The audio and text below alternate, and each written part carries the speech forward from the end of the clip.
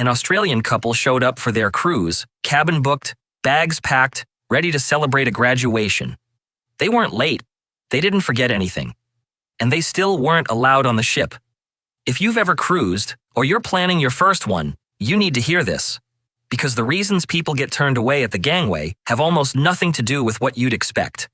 It's not just passports and paperwork anymore.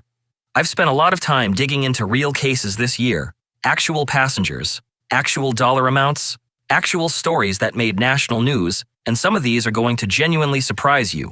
One couple lost close to $16,000 over a single missing document. Another passenger got banned for life before he even left his house. And one of the newest reasons on this list only became a real threat to cruisers a few months ago. 11 reasons cruisers are getting denied boarding in 2026. Let's get into it. Number 1. The ship was overbooked. Let's start with the one that should terrify you most, because it's the only reason on this entire list that has absolutely nothing to do with anything you did wrong. A young couple from Brisbane booked an 8-night South Pacific cruise on Quantum of the Seas to celebrate the wife's university graduation. Paid almost $1,900. Showed up at the terminal right on time, documents in hand, genuinely excited. And they were handed a letter. Not a warm welcome. A letter informing them the cruise line couldn't actually allocate them a cabin. Turns out they'd booked what's called a guarantee cabin, where you pick a room category but not a specific room number, and the ship had simply sold more of those than it had space for. Overbooked, exactly like an airline, except an airline can put you on the next flight in 2 hours. A cruise ship just sails away without you. They were offered the option to wait on standby to see if a room opened up, plus a $100 credit as a consolation prize. $100 for missing an entire vacation. After about 90 minutes of waiting, they were told, "Sorry, no rooms, you're not sailing today."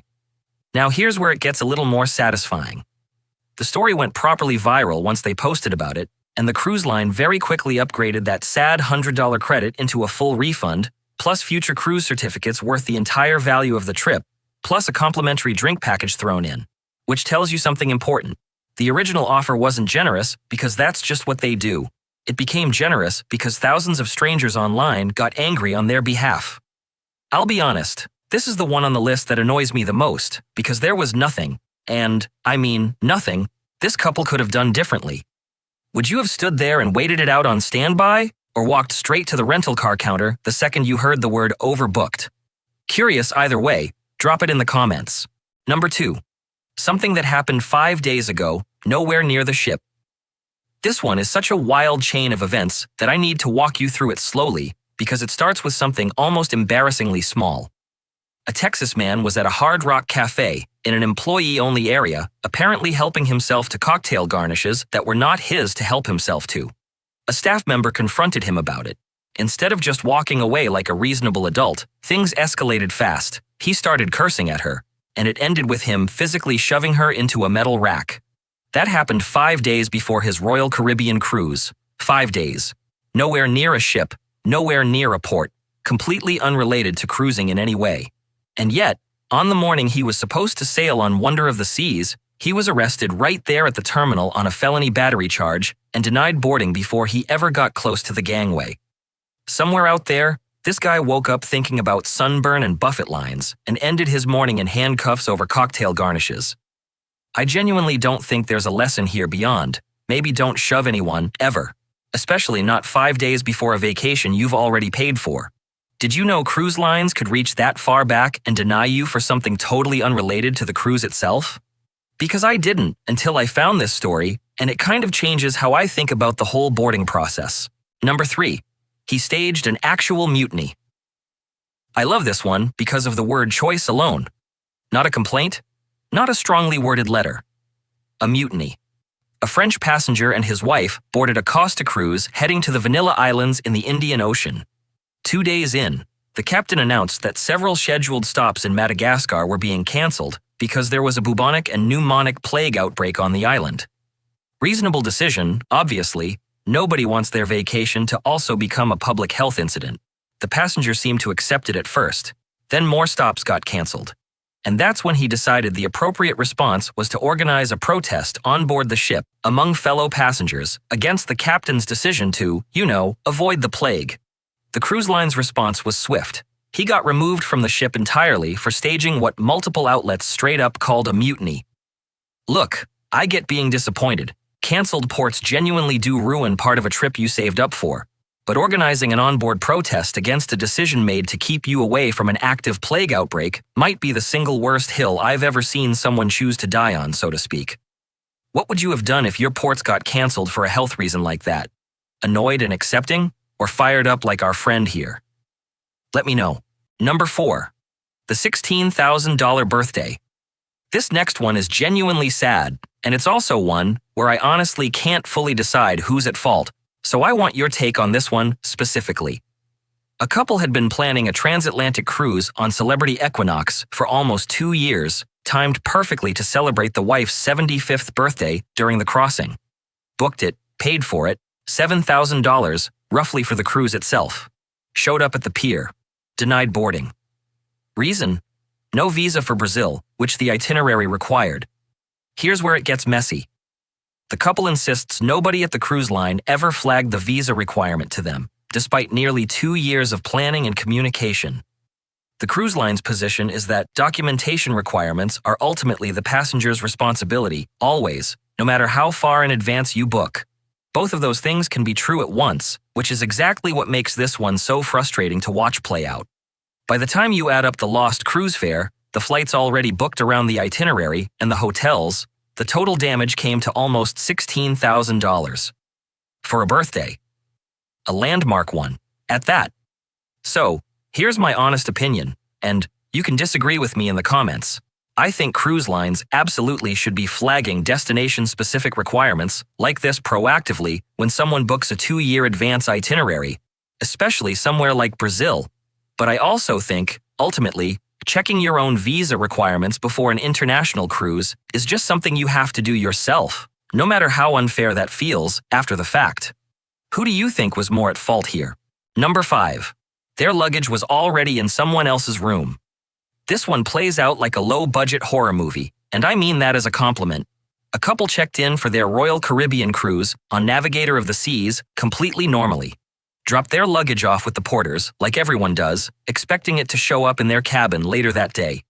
Then, they went to actually board, and an agent told them there was no reservation on file for them at all.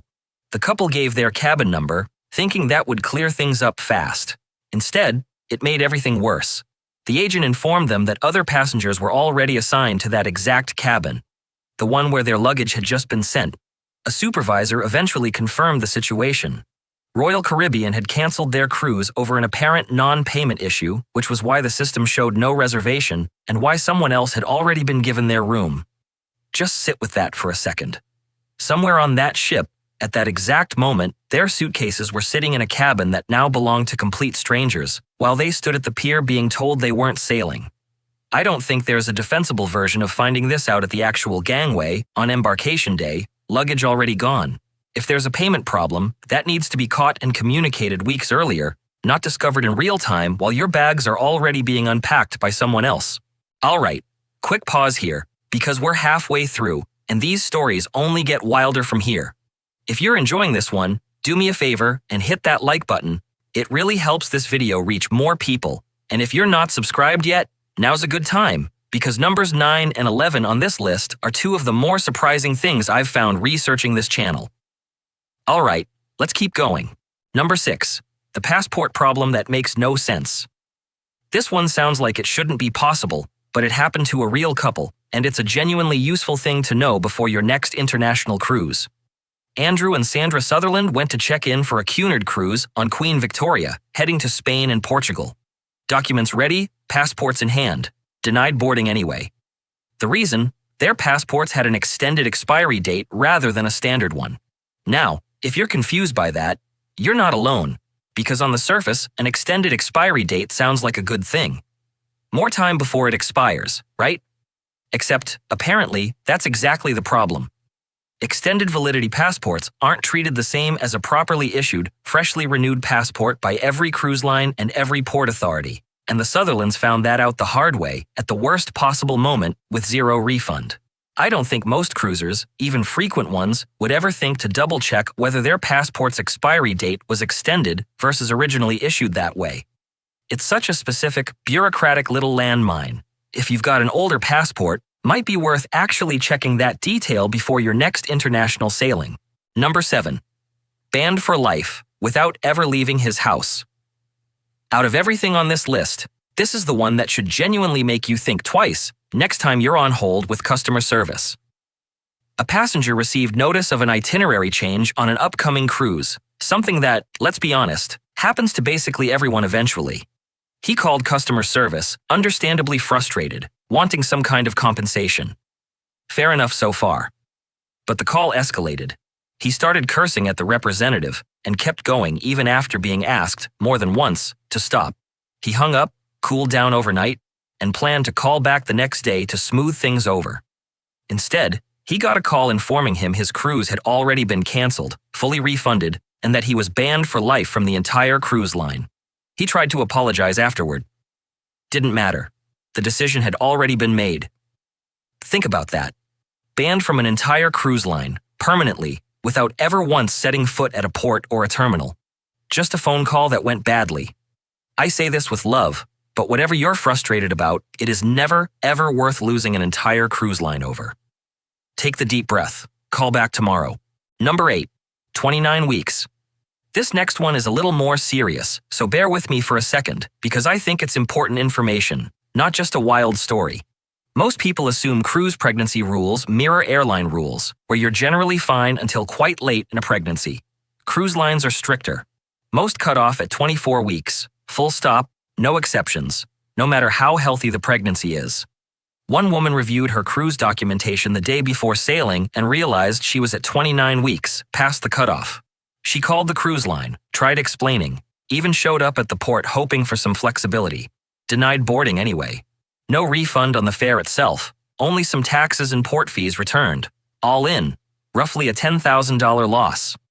I'm not going to make a joke out of this one because it's a painful, expensive lesson, and it's also completely avoidable if you just check the specific cutoff for your specific cruise line the moment you're pregnant and planning a cruise, rather than assuming any general travel rule applies. If you're pregnant and cruising soon, seriously, go check that policy today. Don't wait until the week before like this happened too. Number 9. Denied dinner, not denied boarding. Quick honesty moment before this one, because it's a little different from everything else on this list. Nobody here was actually turned away from the ship itself. This is about being turned away from where you wanted to eat, which I still think earns its spot because of just how badly it blew up. In February 2026, Norwegian Cruise Line quietly updated the dress code at 6 of its specialty restaurants: Palomar, Ocean Blue, Onda, Cagney's, Le Bistro, and The Haven. No more shorts. No more flip-flops. At dinner, in those specific venues. For a cruise line that has spent decades marketing itself around the phrase freestyle cruising, that landed about as well as you'd expect. Passengers flooded social media calling it out directly. One veteran cruiser said he'd take his business elsewhere over it. Cruise forums lit up. Somebody even pointed out, correctly, that Norwegian's own current ad campaign shows old-timey sailors comically asking permission to wear flip-flops, which made the timing look even worse. By early March, barely 3 weeks later, Norwegian had walked most of it back, keeping the dress code only at their true top-tier venues. Announcement, backlash, reversal, all inside about 3 weeks. That's basically a complete corporate drama arc compressed into 1 month. So real quick, would this one have actually bothered you? Or do you think a little bit of a dress code at the fancy restaurants is fair enough? I'm honestly torn on this one myself. Number 10. A rule that didn't even exist a year ago. This is the freshest thing on the entire list, and there's a real chance you're hearing about it here before anywhere else. Starting late 2026, UK travelers will need something called ETIAS, a brand new pre-travel authorization to visit over 30 different European countries. It's not technically a visa, but it is mandatory, and it runs around €20 for most travelers. If your cruise itinerary touches any of those European ports and you're a UK traveler, this is a real brand new requirement that simply did not exist the last time you might have cruised that same route. Rules like this change constantly and quietly, which honestly might be the single biggest theme running through this entire video. It's genuinely worth double-checking entry requirements for your specific itinerary every single time you book, even if you've done that exact route before. because the rules from your last cruise are not guaranteed to be the rules for your next one. Number 11. They can legally remove you for this. And finally, the one I think most cruisers have absolutely no idea is real, official policy. Cruise lines have the legal right to deny you boarding or remove you from the ship entirely over hygiene and body odor. This isn't a rumor or an internet myth. It's written directly into published guest conduct policies. If a guest is found unable to manage their own personal hygiene independently in a way that could be a danger to themselves or others, they can be evaluated for fitness to travel and denied or removed with no compensation and no refund. Now, I don't have a specific named cruise passenger story to hand you for this exact scenario, but airlines absolutely do have documented cases of removing passengers over odor complaints from other travelers, and cruise lines operate under nearly identical broad conduct policies. So, while I can't point you to one dramatic named cruise story here, the legal right to do exactly this is real, published, and sitting right there in the fine print almost nobody reads. So, genuinely, has anyone reading this ever smelled a fellow passenger badly enough that you understood exactly why this rule needs to exist? Don't name names, but I want to hear it in the comments. If this saved you from becoming reason number 12 someday, that's exactly what this channel's for.